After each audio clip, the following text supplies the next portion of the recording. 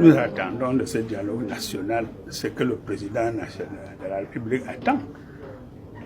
Il attend la solution au problème du nord-ouest et du sud-ouest, que nous puissions lui faire des suggestions pour que la paix revienne dans notre pays.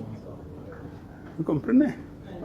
Donc, en ce qui concerne spécifiquement ces problèmes, nous disons que le gouvernement a des solutions entre ses mains.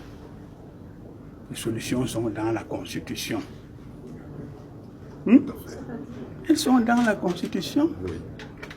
Que le gouvernement mette l'État unitaire décentralisé complètement en place. C'est la seule chose qu'on demande. Le problème revient à la régionalisation. Et que cela se passe.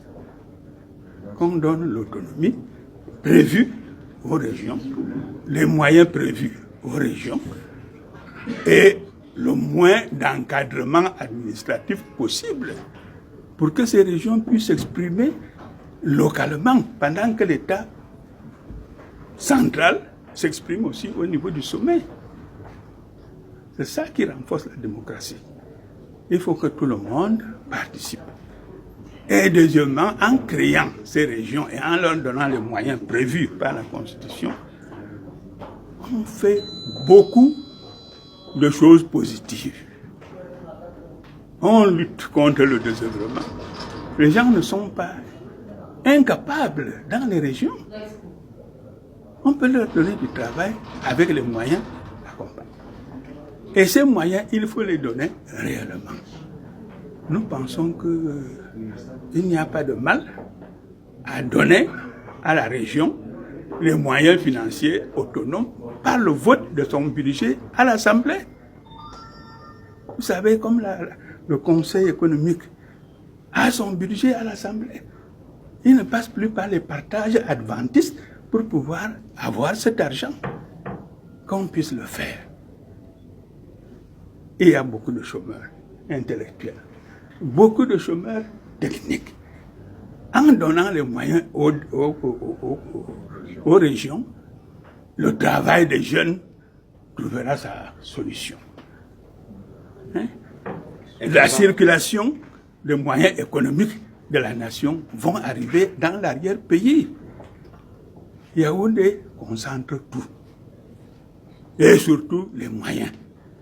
Et c'est ça qui crée une situation que nous connaissons actuellement. Vous savez ce qui se passe à Kondengui. C'est nous, les élites, qui sommes là-bas, non? La République ne fabrique pas. C'est au cadre pour les envoyer en prison. La décentralisation sera une lutte contre la corruption et les détournements de fonds publics. Voilà ce que nous voudrions dire. Pour que le président... On n'a pas besoin. Il a déjà trouvé la solution par la Constitution de 1996. C'est lui qui a mis la décentralisation là-dedans. Moi, j'étais parlementaire. Qu'on ne la fasse pas autrement, qu'on la fasse avec la volonté de donner aux régions leurs moyens. Et ça sera plus spécifiquement bien pour le nord-ouest et le sud-ouest. Parce que c'est des gens qui étaient habitués à l'indirect rule. Et par conséquent, si on leur donne leurs moyens là-bas, ils peuvent localement s'organiser comme ils ont appris à le faire pendant l'époque coloniale.